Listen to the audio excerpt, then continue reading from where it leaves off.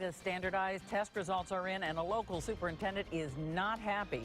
She says it's not the teachers or the students' fault. You're watching WSBT Channel 22 News at 6. South Bend school superintendent says ISTEP scores are unfair and inaccurate. Dr. Carole Schmidt also says she's bothered by the emphasis the state puts on averages, comparing some school corporations to others. Kelly Stepsinski took a closer look at those numbers, and Kelly, South Bend had the lowest average scores in our area. About 80%.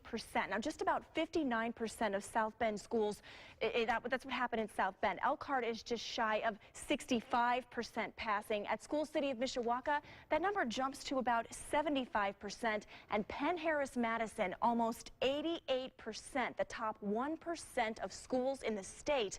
And there are conflicting ideas tonight about what those numbers really mean. Which one? Whistle. Whistle.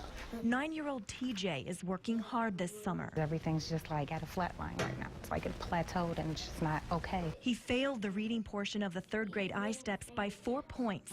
Now he's in summer school so he can move on to fourth grade in South Bend. Every night it's at least an hour and he sits down with like 10+ books and he just goes at it. George was a good little monkey. The achievement gaps aren't caused by schools. They're caused by differences in family background. And you see that by comparing a less affluent community like South Bend with one that's more affluent like Granger and the outlying areas.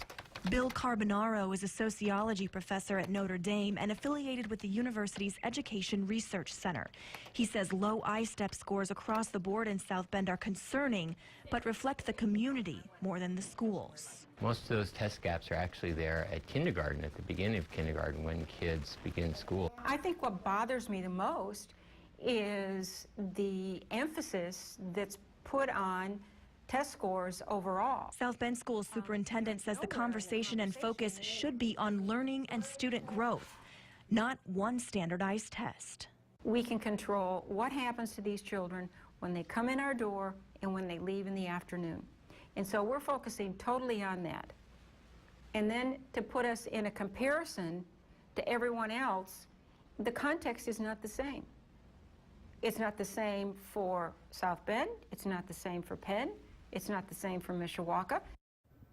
Schmidt also tells me ISTEPs put tremendous stress on teachers, and she says that creates an unfair learning environment. Yeah, it's very geared toward the ISTEP, that's for sure, but she has ideas of how to improve it. That's right. One of her suggestions is actually to see different tests at the beginning, middle, and end of each school year to measure student growth. That way you can see how they're progressing. Right. The Notre Dame researcher I spoke with says this needs to improve with better state involvement at the younger level. So we're talking early childhood development, pre-K programs, mandated and funded by the state. There's so much pressure with it, you know, for teachers, students, and all of them involved. But yes. You look at South Bend, do they use the ISTEPs to measure student growth, though? Schmidt says they do not. They use other tests, formulas, and individual student data to see how students are progressing. She is not a fan of these one-day standardized tests. There you go. Kelly, thanks. An embattled South Bend